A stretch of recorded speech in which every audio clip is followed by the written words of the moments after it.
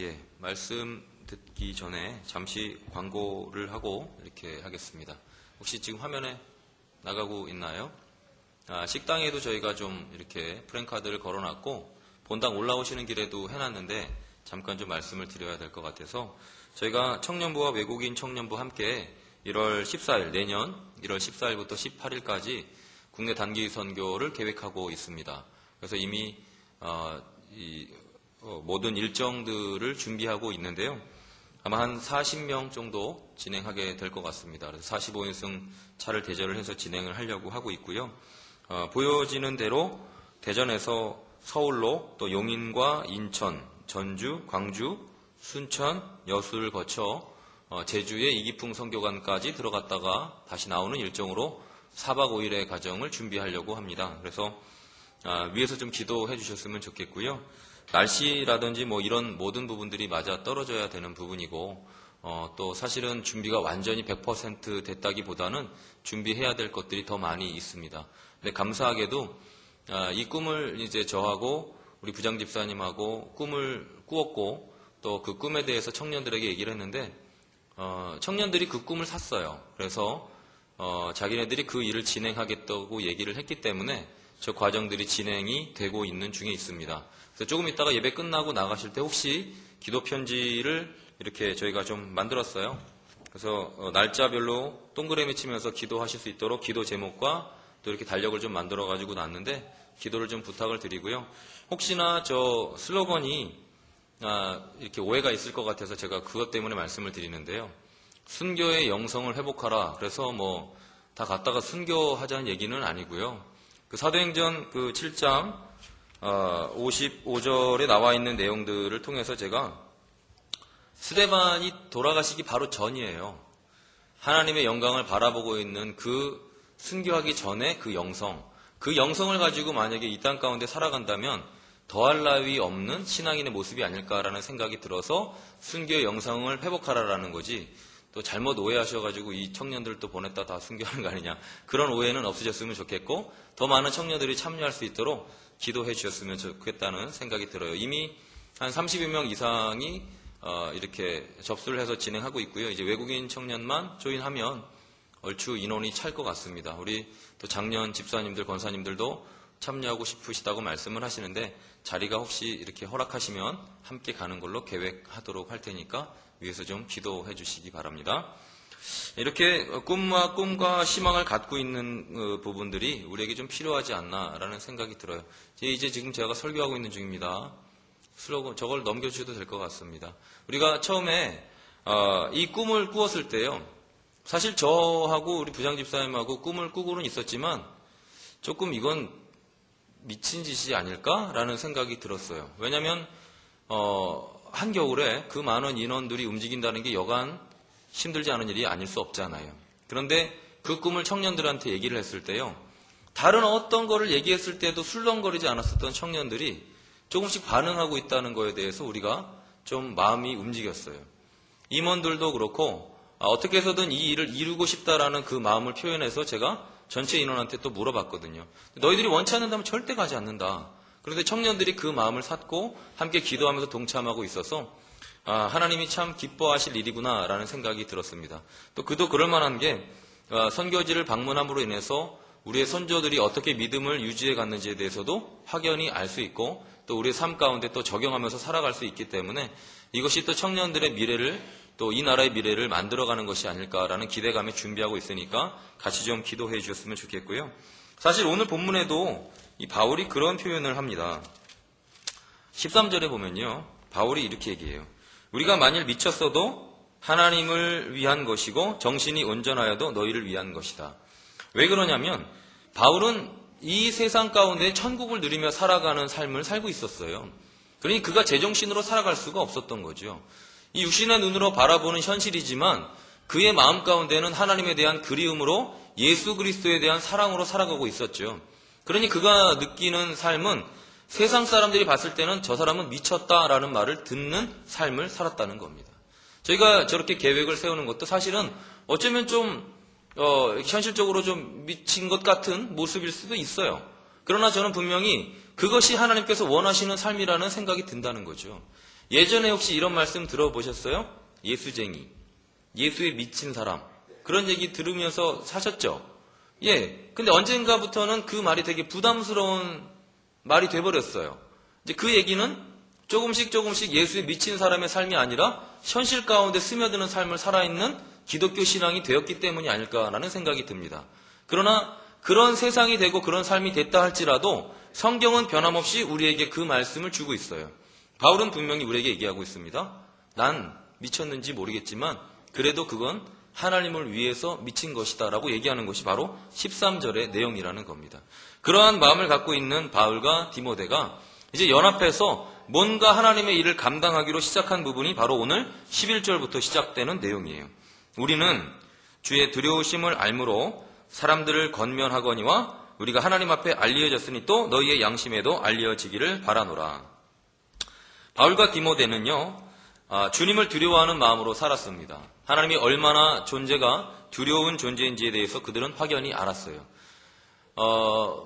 바울이 만났던 예수 그리스도의 모습은, 그가 예수 그리스도를 만나기 전의 모습은 예수 그리스도를 핍박하는 자였죠. 근데 예수님을 다메섹 도상에서 만났을 때 그가 얼마나 교만한 자였는지 예수님을 쳐다볼 수도 없는 존재라는 것을 그가 알았죠. 그래서 주님을 두려워하는 마음으로 살아가는 것을 깨닫기 시작했습니다. 그러면서 나의 삶을 이제 하나님께 드려야 되겠구나라는 생각을 했었고, 그 이후에 디모데라는 제자와 함께 하나님의 사역을 감당하고 있었어요. 근데 그가 얘기합니다. 너무나 멋있는 본문이죠. 중반 정도에, 11절 중반 정도에 우리가 하나님 앞에 알리워졌다라고 얘기하고 있습니다. 하나님이 우리를 아신다라고 얘기하고 있는 거예요. 그러면서 그가 뭐라고 얘기합니까? 너희의 양심에도 우리가 알려지기를 원한다. 그들의 존재성에 대한 거죠. 하나님이 우리를 알고 이제 우리가 너희들에게 알려지기를 원한다. 이게 하나님께서 복음을 전달하는 부분이에요. 방법론인 거죠. 예수 그리스도를 통해서 복음을 전하시고 예수 그리스도를 통해서 복음을 받은 제자들을 통해서 또 다른 그들의 제자들에게 복음을 전하시고 그것이 흘러 지금의 우리까지 오게 되는 것, 이것이 하나님의 방법론이었단 말이죠. 바울은 그것을 원했어요. 그들이 예수 그리스도를 얼마나 두려워했었는지, 또 그가 얼마나 사랑스러운 존재였는지를 알았던 거죠. 하나님도 알고 자기 자신도 알았어요. 이제 그가 해야 할 일은 뭐였습니까? 너희들의 양심에도, 하나님을 잘 모르는 분들에게도 하나님이 전해지기를 원했다는 거죠. 그가 바랬었던 것은 하나님 앞에 알리워진 것, 그리고 너희의 양심에게 알리워지는 것, 마지막으로 또 하나 알리워지기를 원했던 것은 12절입니다. 바울은 하나님 앞에 미친 삶을 살았죠. 단어 표현이 좀 별로 좋지는 않습니다만 하나님의 뜻에 합당한 삶을 살았죠. 그러다 보니까 세상 사람들과는 어쩌면 동떨어져 있는 세상을 살았어요. 그러나 바울이 원했던 것은 천국 백성으로서의 삶을 사는 사람들이 되기를 원했던 것이죠. 그래서 12절에 얘기해요. 자, 우리가 다시 너희에게 자천하는 것이 아니요. 자, 이 얘기는요, 우리가 자랑하려고 하는 것이 아닙니다. 라는 그 얘기예요. 오직 우리로 말미암아 자랑할 기회를 너희에게 주겠다. 너희가 정말 자랑할 것이 뭔지에 대해서 우리들을 들어서 표현하겠다는 얘기죠. 그 얘기는 마음으로 하지 않고 외모로 자랑하는 자들에게 대답하게 하려 하는 것이라. 세상은 이미 외모 지향주의적이 됐죠. 내 안에 있는, 내면에 있는 하나님의 사랑이라든지 보이지 않는 것에 대한 삶이 아니라 눈에 확연하게 드러나는 삶을 살고 있었단 말이에요. 그런 와중에 그 모든 것이 전부가 아니라는 것을 바울과 디모데를 통해서 세상에 드러내게 되기를 원했다는 거죠. 자, 예수 그리스도도 마찬가지였습니다. 이 땅 가운데 예수 그리스도가 오셨었던 이유는요, 두 가지로 볼 수가 있어요. 첫째는 우리의 죄를 대속하는 거죠. 그래서 하나님과 우리의 그 멀어진 사이를 다시 회복시키는 것이 주님께서, 예수 그리스도께서 이 땅 가운데 하셨었던 첫 번째 일입니다. 또 한 가지는 뒤에서 다르겠지만 하나님께서 예수 그리스도를 통해서 회복시킨 그 사람들을 통해서 더 많은 사람들이 하나님께 돌아오기를 원하는 삶의 모델링이 되셨다는 거예요. 이 두 가지가 예수 그리스도께서 우리에게 행하신 일입니다. 이 본문이 어디 나오냐면요, 14절부터 한번 볼게요. 그리스도의 사랑이 우리를 강건하시는도다. 우리가 생각하건대 한 사람이 모든 사람을 대신하여 죽었은즉 모든 사람이 죽은 것이라. 자, 이 얘기는 예수 그리스도께서 우리의 죄를 대신하여 죽었기 때문에 이제 우리는 죄가 없다는 얘기입니다. 이것이 예수 그리스도께서 첫 번째 행하신 일이에요. 하나님과 우리와의 관계가 죄로 인해서 더 이상 연합할 수 없었는데 예수 그리스도께서 우리의 모든 죄를 지고서 돌아가심으로 인해서 그 죄를 대속하셨다는 얘기죠.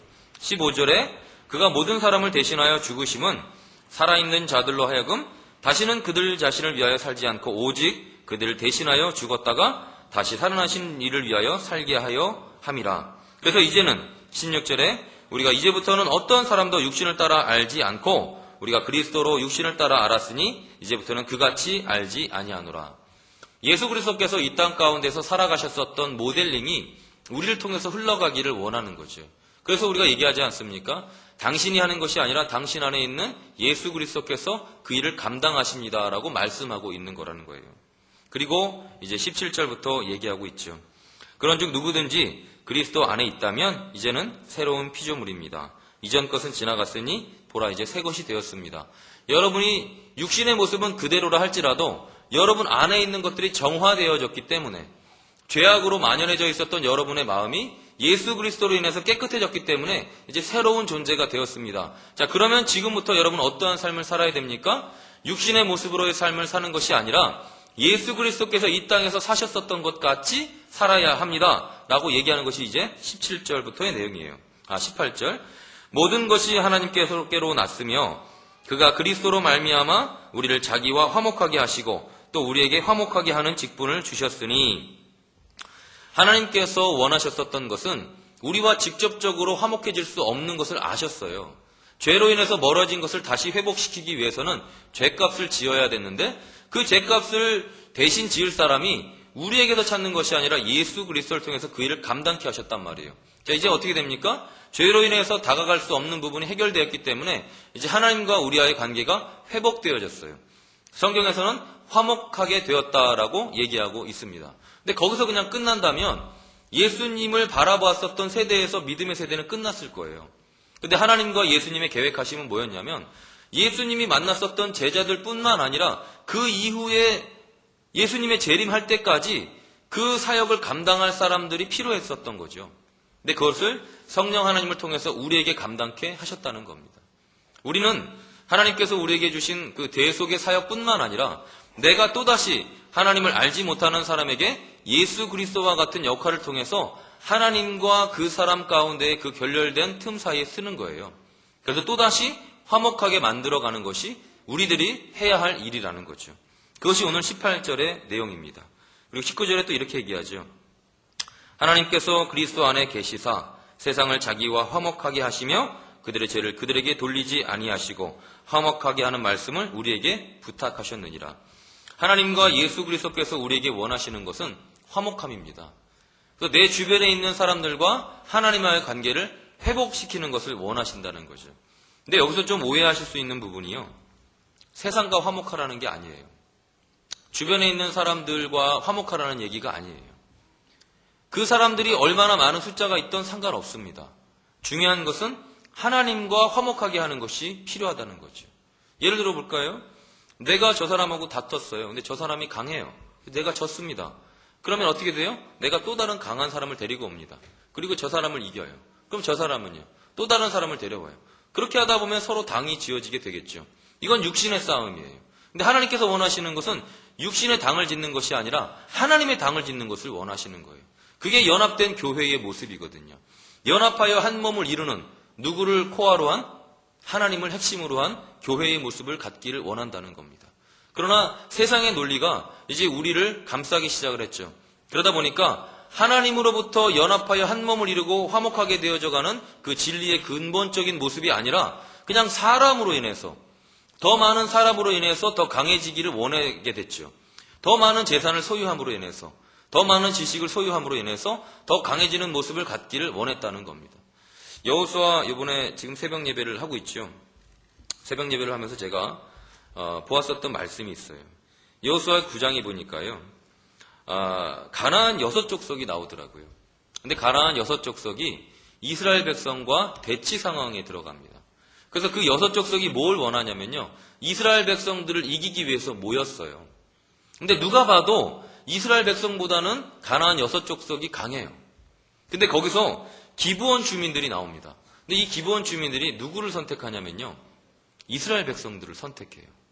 제가 그걸 보면서 참 의아했습니다. 우리는 분명히 우리 눈에 좋은 것, 큰 것을 그것에 소속감을 갖기를 원하잖아요. 근데 기브온 주민들이 뭘 선택하냐면 누가 봐도 가나안 6족속이 이길 것만 같은데 이스라엘 백성을 선택해요. 그리고 뭐라고 얘기하는지 압니까? 내가 종이 돼도 좋으니까 당신에게 있어서 나를 종으로 삼아서 소속감을 갖게 해주십시오. 이렇게 얘기를 해요. 근데 세상은 어떻게 얘기를 해요? 하나님의 부류에 속하는 것을 얘기하는 것이 아니라 우리 눈에 크고 좋은 것을 선택하라고 얘기하고 있다는 거죠. 근데 우리는 거기에 농락당하는 겁니다. 정말 원하는 것은 내가 하나님 앞에 소속감을 갖고 있느냐.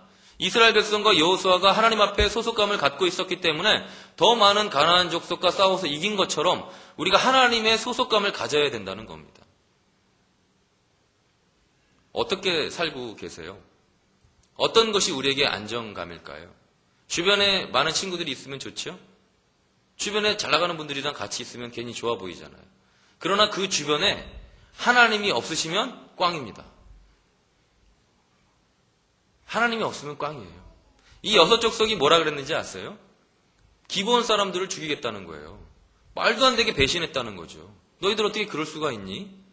누가 봐도 우리가 센데 아니 왜 거기 들러붙어가지고 종이 되겠다는 거야. 그렇게 얘기를 해요. 근데 기브온 주민 사람들이 뭐라고 얘기하는지 아세요? 소용없다는 겁니다. 그리고 이스라엘 백성들한테 가요. 그리고 우리를 살려달라고 합니다. 근데 여호수아하고 이스라엘 백성들이 다 와요. 사실 그들도 도망갈 수 있었잖아요. 근데 도망가지 않습니다. 와서 그 6족속과 함께 싸웁니다. 자, 승패는 어떻게 나왔을까요? 하나님의 편에 서 있었던 이스라엘 백성과 하나님의 편에 반대쪽에 있었던 그 거대한 조직, 누가 봐도 조그만 이스라엘과 거대한 부류와의 싸움이에요. 이 전쟁에서 누가 이겼겠어요? 하나님을 선택한 이 조그만 부류, 이스라엘 백성들이 이깁니다.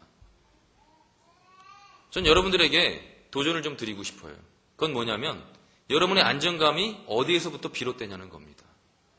내가 지금 혼자 있어도 여호와 하나님과 함께 있는 것이 든든함이어야 되는데 우리는 그것이 아니라 더 많은 사람들과 모여있는 것에서 안정감을 찾는다는 거예요.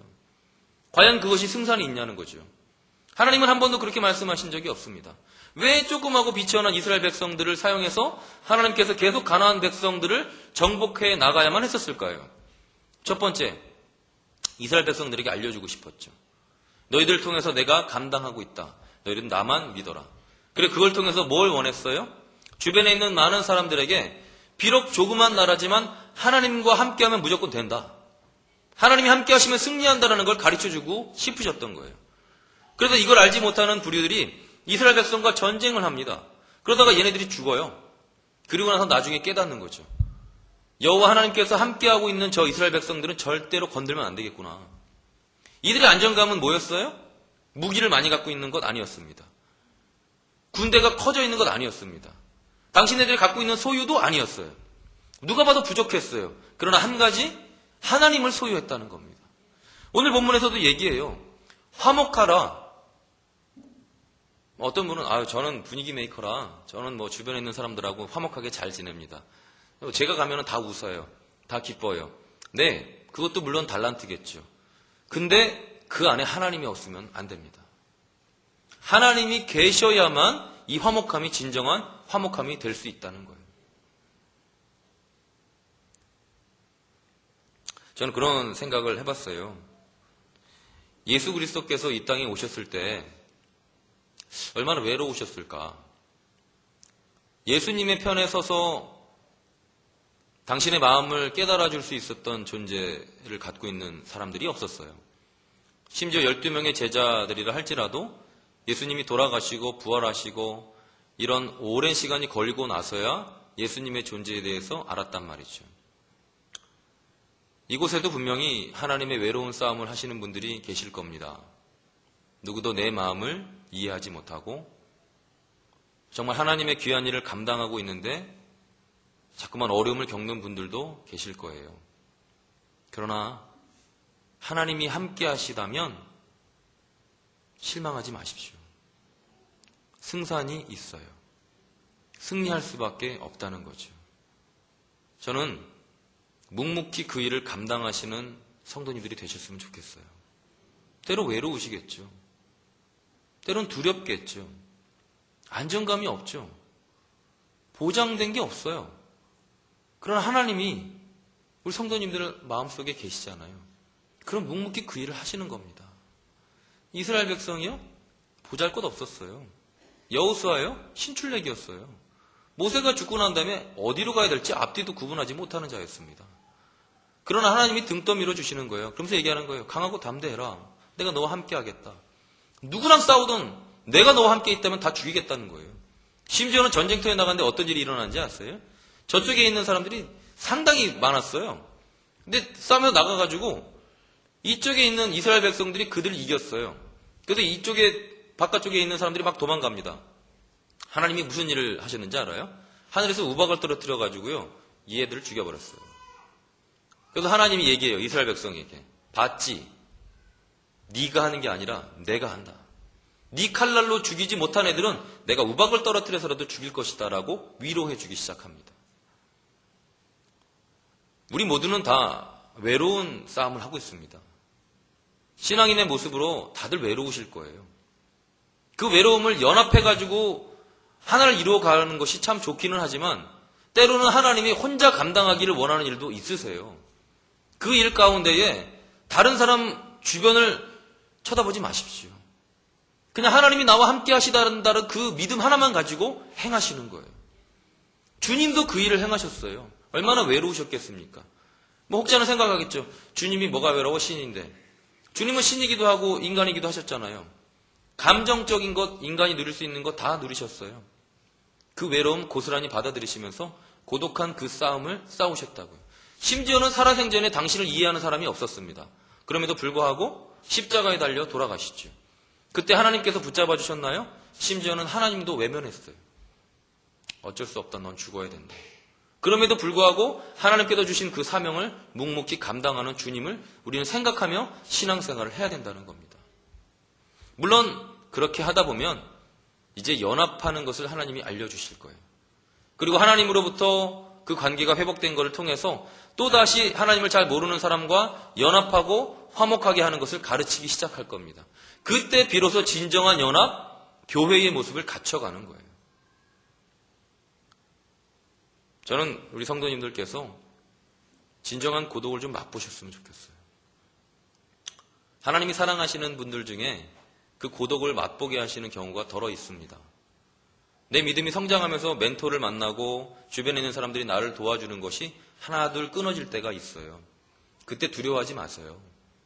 하나님이 그때 가르치시고 싶으신 것은 지금까지는 내가 사람을 통해서 너를 지켜준 걸로 보여졌는데 이제는 사람 다 떨어져 나가고 나하고 너 단둘이서만 한번 해보자라고 주님이 가르치실 때도 있더라는 거죠. 그때 우리가 바라봐야 될 분이 누구세요? 하나님이에요. 그 관계가 또다시 회복되면 이제 그때부터 또 다른 분들과 연합하는 것을 가르치기 시작하신다는 겁니다. 외롭지만 두렵지만 이 싸움에서 승리하셔야 돼요. 보이지 않는 믿음의 선한 싸움은 내 스스로 시작하는 겁니다. 그래서 화목하게 하는 직분을 맡은 여러분들이 하셔야 할 가장 첫 번째 관문은 하나님과 내가 화목하게 되는 것을 배우는 거예요. 그 일을 배우지 않고 누군가와 연합하기를 원하신다면 죄송하지만 그건 나의 안정감을 위한 내 욕심이 될 수도 있다는 겁니다. 이건 연합하지 말라는 얘기가 아니에요. 가장 중요한 부분은 나와 하나님하고의 관계가 회복되어야만 그 뒤에 진정한 화목함, 연합이라는 것이 이루어진다는 겁니다. 그것이 없다면 가나안 6족속과 같은 모습일 거예요. 그들은 화목하게 됐잖아요. 다 의기투합해서 모였어요. 그러나 어떻게 해요? 핵심이 없어요. 하나님이 없었기 때문에 다 모여서 누가 봐도 승리할 수밖에 없는 싸움터에 나갔습니다. 근데 어떻게 돼요? 이스라엘 백성한테 져요. 왜 졌겠어요? 하나님과 화목하는 것을 배우지 못했기 때문이죠. 하나님과 연합하는 것을 배우지 못했기 때문이에요. 그들의 눈에 크고 좋은 것만 선택했기 때문이라는 거죠. 그러나 이스라엘 백성들은 뭘 배웠습니까? 하나님, 저 족속들이 너무 많아서 우리가 질 것만 같습니다. 그때 주님이 얘기하시는 거예요. 괜찮다. 너희들이 나와 화목하다면, 연합하여 한 몸을 이루는 것을 깨달았다면 저들은 아무것도 아니라고 말씀하고 계시다는 거죠. 새벽에 여호수아를 보면서 그런 마음이 들었어요. 정말 되는 곳은 되는구나. 그러나 안 되는 곳은 안 되는구나. 아니 어떻게 하나님 편에 서야 될 그 상황 가운데 하나님 편이 아닌 눈에 크고 좋은 것을 두고 그 편에 서냐는 거예요. 우리는 그래서 부단히 노력하는 것 아닙니까? 이 육신의 눈 어떻게 할 거예요? 내 눈에 크고 좋은 것만 보여요. 그거를 덥석 무는 거예요. 근데 어떻게 해요? 망하는 지름길이라니까요. 하나님이 원하시는 것은 영의 생각 가운데 나아오라는 겁니다. 육신의 생각 가운데 머물러서 네가 선택하는 것은 네 눈에 크고 좋을지 모르겠지만 널 죽인다는 거예요. 하나님이 우리에게 얘기하시는 겁니다. 분별력이요. 그래서 기도하자는 겁니다. 그래서 깨어있자는 겁니다. 가만히 살면 그냥 살면 우리는 망하게 되어 있어요. 우리 눈에 좋은 것만 추구하게 되어 있기 때문이지요. 그러나 우리가 왜 기도합니까? 하나님, 내 생각으로 바라보는 게 아니라 하나님의 눈으로 같이 바라보게 해주십시오. 이것이 우리 안에 드러나야 된다는 겁니다. 하나님은 말씀하세요. 그런즉 누구든지 그리스도 안에 있으면 새로운 피조물이라. 이전 것은 지나갔으니 보라 새 것이 되었도다. 여러분, 우리는 모두 다 새로운 존재가 돼야 됩니다. 날로 새로워져야 되는 거예요. 그래서 또다시 어제는 못 봤었던 것을 오늘 하나님과 함께 바라볼 수 있어야 되는 겁니다. 그 강함이 우리 안에 있어야 되는 거예요. 예수 그리스도를 모셨기 때문에 세상 가운데 흔들릴 필요가 없는 거죠. 교회 안에 세상 가운데 외로운 싸움을 계속 하시되 승리자로서의 역할을 감당하셨으면 좋겠고요. 하나님이 원하실 때에 그때 그 부류가 연합하는 것을 배워가셨으면 좋겠어요. 그래서 하나님과 함께하는 그 기쁨, 승리자로서의 삶을 사는 저와 여러분이 되시길 간절히 축원합니다.